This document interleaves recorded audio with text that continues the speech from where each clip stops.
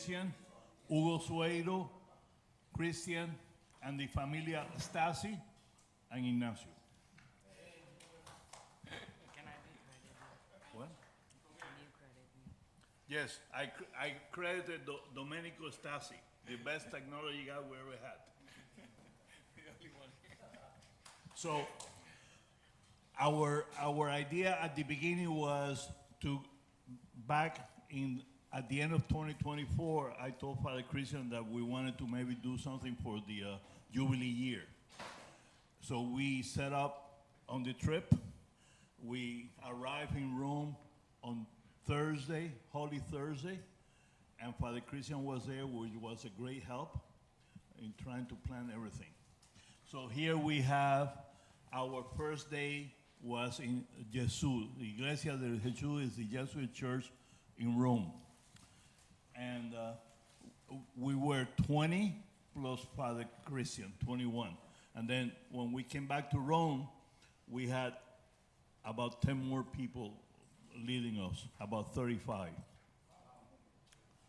So, Father, are you ready to? So I'm going to let Father talk about the first day and what we did. That we started with 20 and ended up with 30. I think we put into practice that be fruitful and multiply, even in the pilgrimage. No, the pilgrimage was, I would say, very much a success as a pilgrimage, and it was done under the motivation of the Jubilee year. As you can see right there, you have La Indulgencia. That was area which we gained by going, and we visited all the holy doors that were in Rome. Now, you don't have to go to all of them, and you don't have to go to Rome to get the indulgence, but the classic way of doing it is to do exactly what we did.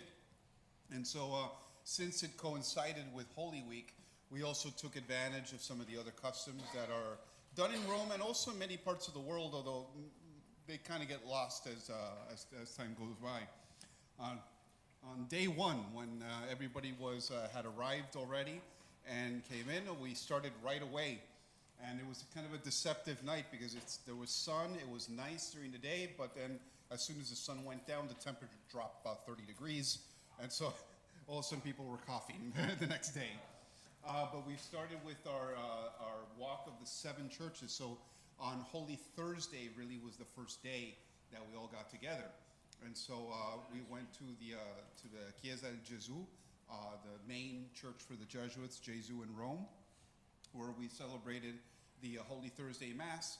And from there, we began the first of many pilgrimages, the first to the traditional 7 churches in Rome on Holy Thursday. Each of the many churches throughout Rome create a monumento, which would have been, in older times, a place to put the tabernacle, the Blessed Sacrament, since, remember, on Good Friday, you empty the tabernacle and leave the altar bare. And so the Blessed Sacrament is taken out of the main church and usually put in some other side chapel or somewhere out of the way, but with flowers, and there's an all-night watch that is done before it. And throughout that area where the Gesù is, you could find easily 7 chapels, 7 churches to visit, and we hit exactly 7, made a nice loop. I think we had started about 8:30. We finished about 11. I think at 11 o'clock sharp, we finished our walk. And so we had Gesù. We stopped at Santissima Trinità dei Pellegrini, Santa Brigida e Svezia. That's where the Brigidine sisters are, that they're found in many places, especially Havana. They've got a major house in Havana. The Venerable English College, that's the seminary for all the English seminarians, or anyone that's really tied to England. There's Canadians there as well, Australians as well. But it's the English College that used to be a Jesuit college, and actually a lot of the Jesuit martyrs of England of the 1500s went through that college. It's the same building still. And so we got to go inside and go to the old chapel and see a little bit inside the Venerable English College. Santa Maria Montserrat is the Spanish national church there, so that is still belongs to the crown of Spain. You go in there, you've entered Spain. And so we visited the monument that was at Santa Maria Montserrat. Chiesa Nuova in Bali is the church of the the oratory in San Filippo Neri is there, and so they had a small side chapel prepared to visit. And we finished at Basilica San Andrea della Valle, which, if you know your opera, that's where Tosca took place, and the whole church was open. We walked in and they had everything set up. And so that was our first day, which was a pretty heavy day, people getting off the plane and basically starting to walk right away in there. So was the route intended to be 7 specific churches? Yeah, it's a tradition, 7 churches. In Latin America, they used to do it too, to go to 7 monumentos that would be put around the cities, and you would walk to each one. It's kind of lost in Miami, though some people do it, like for Holy Thursday in Belen, I know, we fix up the small chapel for after the Holy Thursday Mass, the Latin Mass that they do. And people will come, they already know that they're doing it, and they'll come in, it's open till 11 o'clock at night, and but you gotta have a car and you gotta move around. Over there, you could do it on foot. And So, Hugo and Nicola, do you have any comments about the first day? Yep. First, let me say that I'm blessed to be here with my kids and be able to have experience with my family, my brother, my niece, my sister-in-law. That experience. Here, we ran into Father Julio in San Luis, coming out of the Indian church. So this is me backwards. And this is my wife reading. This happened on Sunday in la Iglesia Española. Montserrat. So based on this, even if I'm in Miami, I'll do the 7 churches. You know, again, it was a beautiful experience, and I recommend everybody to Father, is it top right? do it. So yeah, this is the English college, I believe, in here. This is Santissima Trinita dei Pellegrini. This is the Gesù over here. This is the Spanish church, Montserrat. This is also the Venerable English College. Here's the Gesù. This is outside the English College, and this is Montserrat. Okay, go to day 2, Domenico. So day 2, we had 3 bands. We had 3 bands. And the chauffeurs were Nicola driving the senior citizens, Hugo driving. Who were you driving, Hugo? Teenager, your family. Oh, okay. And we had Sergio, Nicola's brother, driving the Stasi conglomerate. So we left on Friday morning to Assisi, and you have here different views of Assisi. This one here, and this one here. Maybe Nicola explain a little bit about Assisi. So Assisi is in the Umbria region, and so this is a view from our hotel, right? And also right here, Assisi, near where we, and this is Easter, Good Friday Mass at San Francis, San Francesco Basilica. So yeah, the Basilica That one also. on the right. That one on the right. And at night they had the procession. Some of us were able to enjoy it, and beautiful, very solemn, very. Okay, day 2. Go to the next day. Right. Okay. So here we have. This is the church of Santa Maria Maggiore. So the casket of Blessed Carlo Acutis. We're not supposed to take picture. I don't know how that picture came. But, okay. Okay. So we had the Easter Vigil. We had it on Saturday night at this church. Ignacio, he wants to add something. All right, come here, come here. What? I was just saying I took the picture. What? Oh, you took a picture? Good. Domenico, you want to add anything here? I'll add that night, Easter Vigil.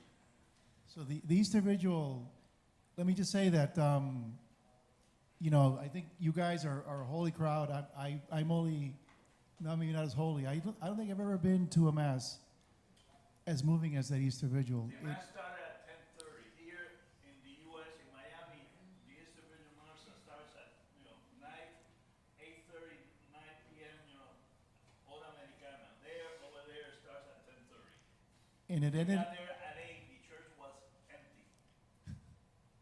so it ended at 1 in the morning. But maybe to share a funny story. Ignacio had us there, or wanted to have us there, I think it was 8 o'clock for the mass. It was supposed to start at 9:30. I think it ended up starting at 10:30. And to his credit, he was very patient in waiting for us to actually get there. We got there closer to 10:30. But the, I'll tell you, it was something to behold this evening. The church, the casket of Carlo Acuti is on the side of the church, And the church is not that big, right? Morena, any comment by you? Well, about the mass here, the mass was great. I mean, even though it was in Italian and I don't know Italian, but it was great. They had the candles, and you walk out, and the only thing that was bad, it was very cold outside, Yes. But it was great mass. I really enjoyed it. It was moving. We should practice that here. That church is from the 1200s, and it was a church that I believe that St. Francis was baptized in. So that was a cathedral back in the time of St. Francis. Next screen. So one thing, Wait. I would ask Father, so Father, at this church, you see the candle, I don't know what this candle's called, the little pins inside. Can you explain to me, that's an annual activity, I guess, you put the little pins? Yeah, the blessing of the, we have it here. You have the, you put the pins in it to represent the wounds of Christ, since the candle represents Christ. I want to say something. So again, I want to say how blessed I am to have been there with my family, with blessed Carla Cuti. No, you were, yep. And it was really a joy. You could see that they were really celebrating the resurrection. Even they invited us after how we were able to take the picture. They really treated us like VIP, really. We were very welcome. And they even invited us after the Mass to have something to eat and something to drink with them. That was special also.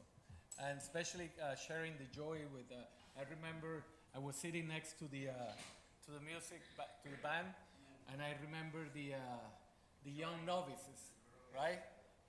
The joy that they had. So that was contagious. That was really a celebration of the resurrection. Domenico. Okay. So this is Sunday morning. Okay. So we left Umbria and we went towards Tuscany. And we stopped first in Cortona. There is this place here, Le Celle di San Francesco. So that's where the Hermitage of San Francis. So he spent some time here, and this is the whole group here, all together. Here taking picture. is our departure from Assisi. This From is Assisi. the hotel on the right, and we are here 21. We ended up doing a second pilgrimage. We did Franciscan pilgrimage. Since we've done everything St. Ignatius, we decided to change flavors this year. And even we had, we were hosted by Cardinal O'Malley. He was able to get us the Mass over there as well, and kind of helped also organize some. After we visit the Hermitage, we went to have the to an agriturismo, which is a farm basically that hosts that has and we had the Easter feast. It was really good. We enjoyed also, and we celebrated Lourdes' birthday that was with us. After that, we went to near Siena. We stayed at the Abbazia Monte Oliveto Maggiore, which is an abbey, Benedictine abbey. And this is a little garden where they have Santa Caterina di Siena, which is nearby, 20 minutes away. That day we celebrated Mass in the, Father Christian celebrated Mass, Easter Mass in the chapel of the Abbey. Next. Monday.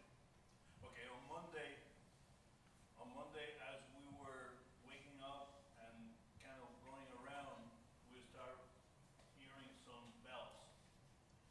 And then it was Father Christian, myself, Nicola, and Father Christian said something to the effect, I think the Pope had died. So they have a way to communicate through la campana, bells. So Christian, take over. So yeah, in the morning, one of the monks had come by, and they also have, they don't have vow perpetual silence, but they do take a long silence, and they also refrain from watching news and everything for a good part of the day, especially when it was Holy Week and Easter. And in the morning, one of the monks came up to us and said, I heard that the Pope might have died this morning. Pero me dejaste colgado, you know. There was no reception up in that Montolivet. None of the phones would work. The internet didn't work. Nothing. So immediately everyone checks on their phone and no signal. Yeah. He goes, you can't leave us like this. And then about 5 minutes after he said that, then we started hearing a bell that was different from all the other ones. And the monk said, he goes, okay, now it's confirmed. Because that's the bell they ring when the Pope dies. And so it was like, this is the only time you're going to hear it. You have to be here to. And so, yeah, there was a long toll of the bell, and that signaled that the Pope had died. So we got the confirmation the old-fashioned way, through the bells. And so it was interesting because now I'd say, it was many different pilgrimages. The first, obviously, we had done the 7 churches. The second was to the sites of St. Francis of Assisi. And then the third one was to Rome, sede vacante, or Rome that had no Pope at the moment. And that's also a particular time in the history of the church when there is no Pope to be in Rome at that moment. And so when we returned to Rome, it was Rome without a Pope. And it was quite moving as we saw already preparations taking place. Some of the tours that we had planned and the museum had been cut short because now they were preparing for the conclave right away. So we visited this church in the Eucharistic miracle of Siena. What's the story behind this miracle? Oh, here's the story. The miracle happened on August 14, 1730 in the Basilica of San Francisco in Siena. Thieves infiltrated the basilica, says the report, and installed the tabernacle containing 351 consecrated wafers. 3 days later, all 351 posts appeared in the armed box of the sanctuary of San Mary of Provenzano, but they have been taken. They were mixed with the accumulated dust in the bottom of the chest tower. Over the years, the host showed no sign of corruption or decay.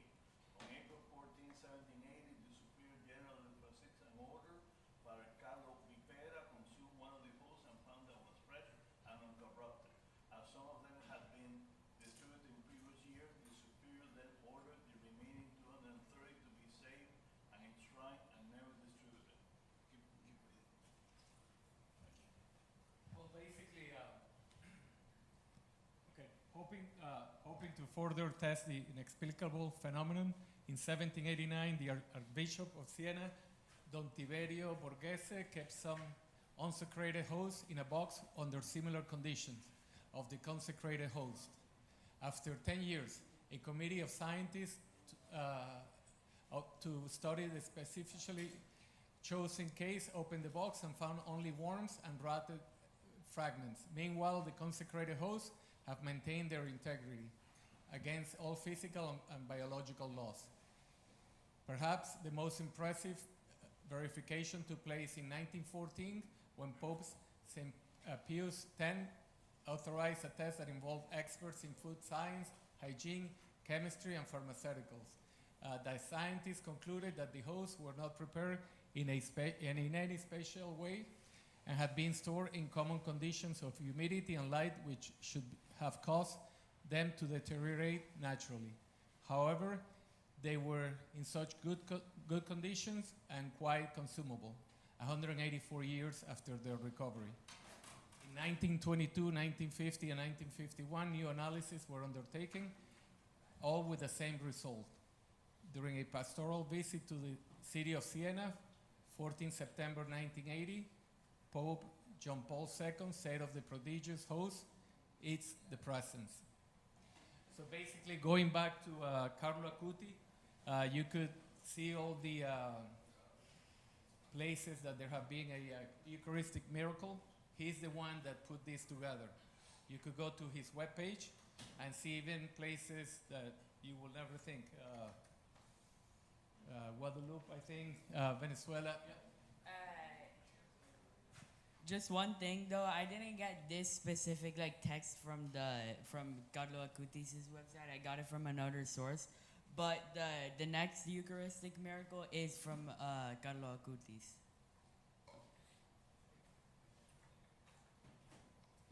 So basically, the numbers, what I learned is the number were 351. I think now they're in the 280, something like that, because some have been consumed and some have been taken for studies, for scientific studies. So the number have decreased a little bit, 280, but they're in perfect condition.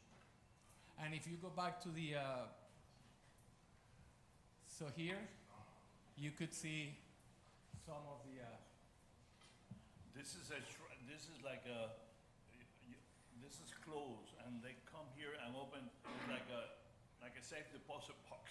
exactly. Yeah, this has a little door that opens, right, with a command, and also where this little chapel on the side of the church where it's at, it got open for us, so we had a very special experience. I believe the three people kneeling here on the left is Sergio and the wife and the daughter, Sergio being Nicola's brother. Yeah, my beautiful niece Emma and my brother, my Next, sister. next screen, please. Okay, we already saw that. Okay, so this is Tuesday morning. We spent 3 days in the monastery. So on Tuesday morning, we went to a wine wine tasting in Montalcino. Wine and honey, which I found it really good also.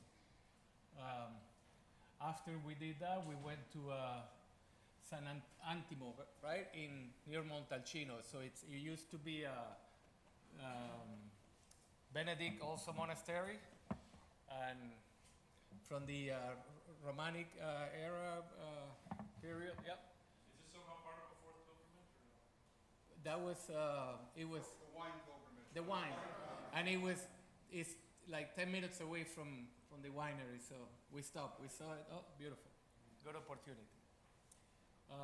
After that, we went to Pienza, which, if you haven't been, I really recommend it. Beautiful town and beautiful views when you're driving there. And at the end of the day, we had dinner. The group had dinner in Abbazia Rufeno, which is a little abbey. This Abbazia is owned by Mr.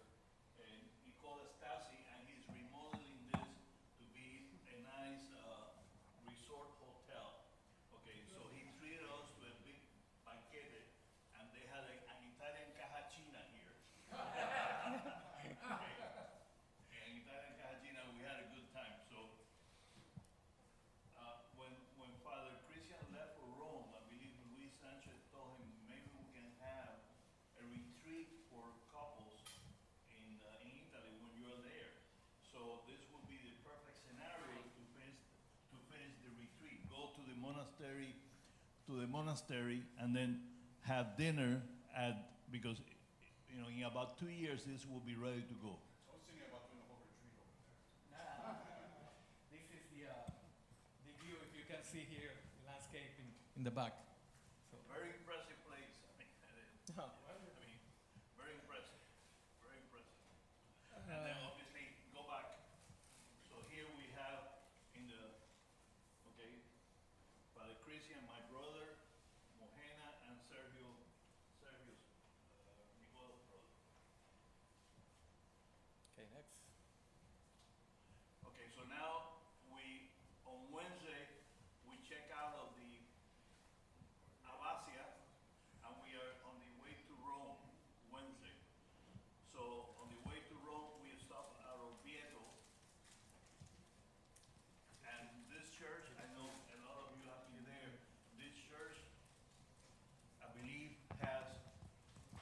stripes, horizontal stripes, black, right here.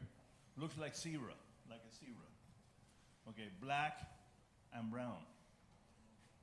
And then Father celebrated Mass. Father, you celebrate Mass in Orvieto. So what's the significance? Yeah, it was a privilege to be able to celebrate because I've celebrated Mass in Orvieto before, but never at the altar of the sacrament, or of the, if you go back, the altar of the miracle, which you see right here. And what the miracle shows is un corporal, the corporal, the linen that you put on top of the altar to put the chalice and the hosts on. In the old Mass, in the way it was done before, the actual host was put on top of the corporal without the paten. Now you see that you put the paten and you put the host on top of the metal plate for the whole Mass. But before you didn't do that. Before you used to put the host and consecrate the host on top of the corporal. That's why it was called the corporal, because the body of Christ was on top of it. And then later you pull out the paten, like we do here for communion, and that's what catches the host in case if it falls.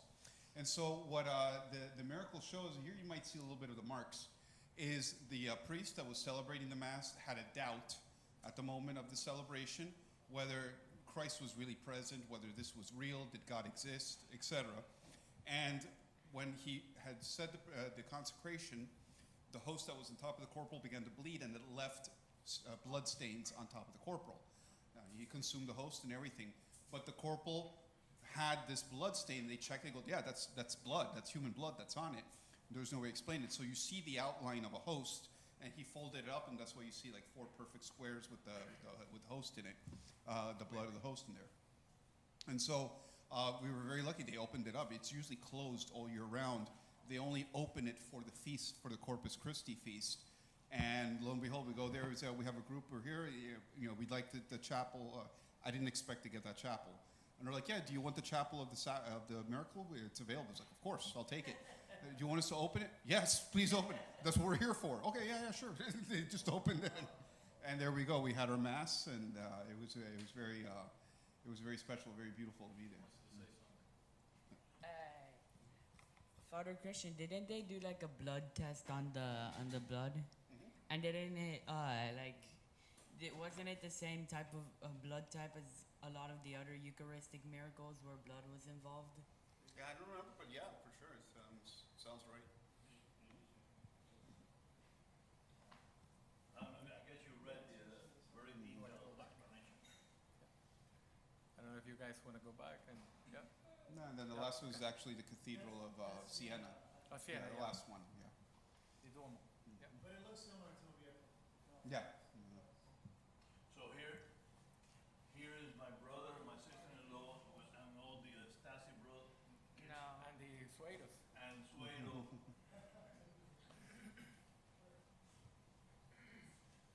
Okay, so now we have arrived in Rome with the news that the Pope had died. So we start visiting different churches. So the one in the middle is the Church of St. Peter behind the walls, or whatever it's called.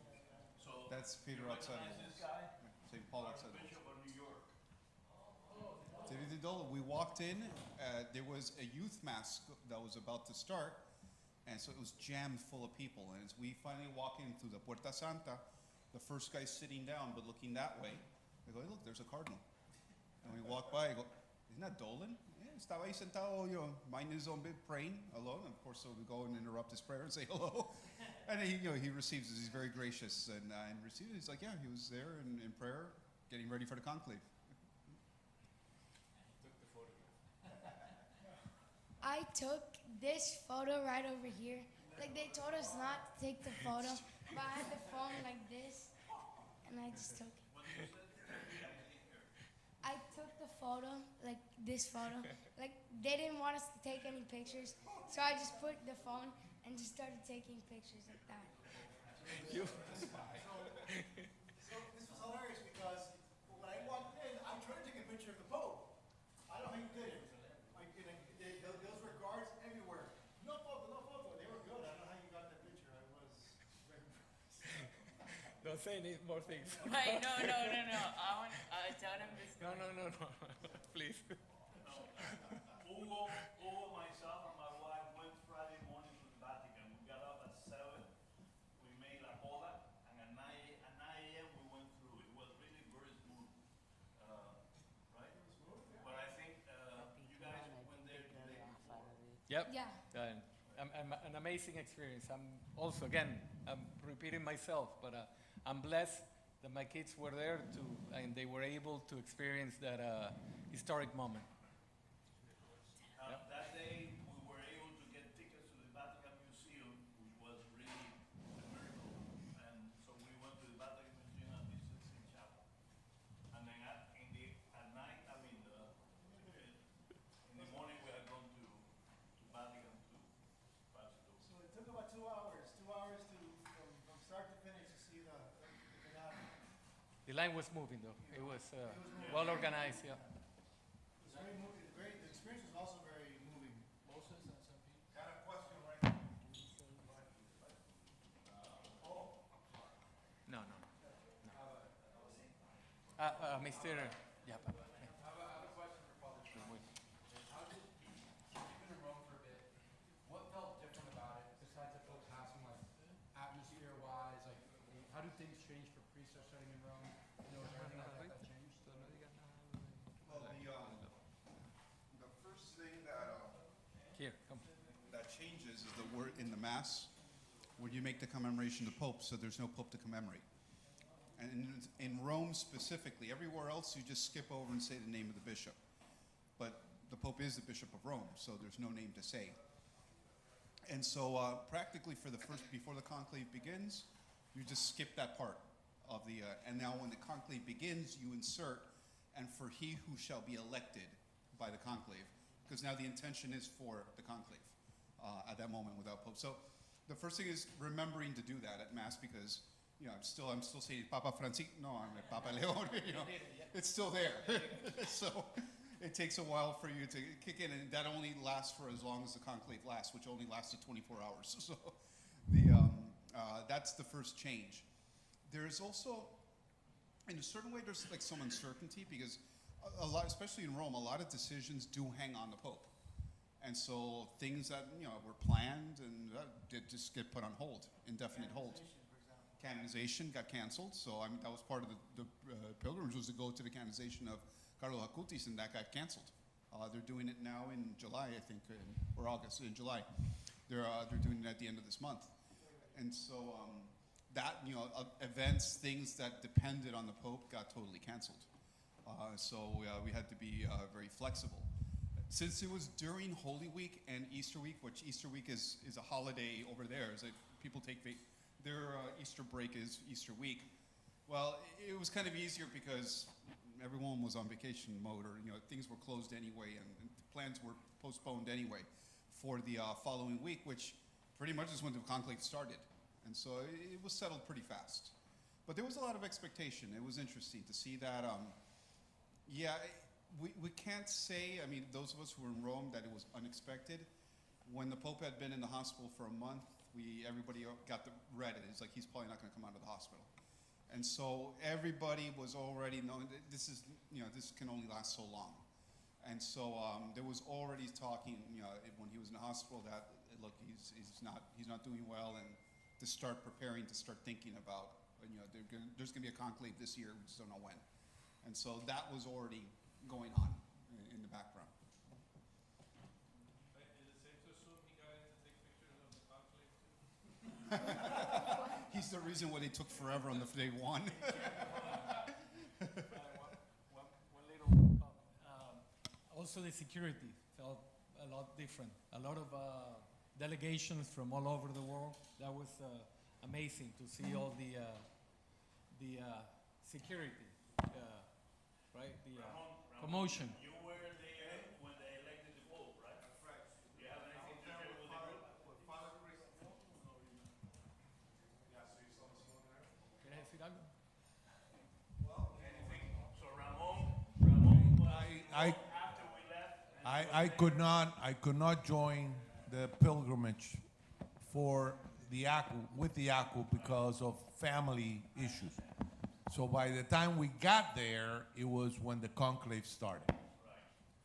And the first couple votes went on, and then I called Father Christian, and he says, well, on the third, it was the second day, right, Father? The second day, the third vote, he says, why don't we go to the St. Peter's Plaza?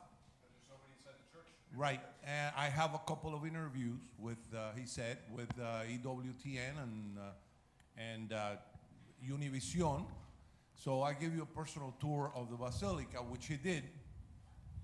And we went there, and then when we got out of the Basilica, it was a blessing to have him, give us a personal tour. When we got out of the Basilica, he said, wait for us right here. Wait for me, I'll be back in about an hour or so. It was 5 o'clock in the afternoon on the second day of the conclave. And suddenly, around 6 o'clock, the fumata, the white fumata starts coming out, and the bells start sounding, and there were 1 million people in there, and another 1 million rushed in from everywhere. We lost Father Christian. We found each other later on at night, but it was a blessing to be there for the election. We saw the whole thing, the Pope coming out, and all the cardinals and the Camerlengo announcing the new Pope and so on. It was a very exciting time for us too. So there's a prayer that the Pope reads, which apparently, if you listen, it gives you an indulgence. Is that correct? Yeah, for me there. Is that right? Yeah. To be there first, I guess. But, Read in person. The last one. amazing. I didn't even know. Also, we were lucky to have Father Christian, the best guy tour in Rome. Highly recommended. You have anything to share with the group? Okay, next. I think that's it. No more.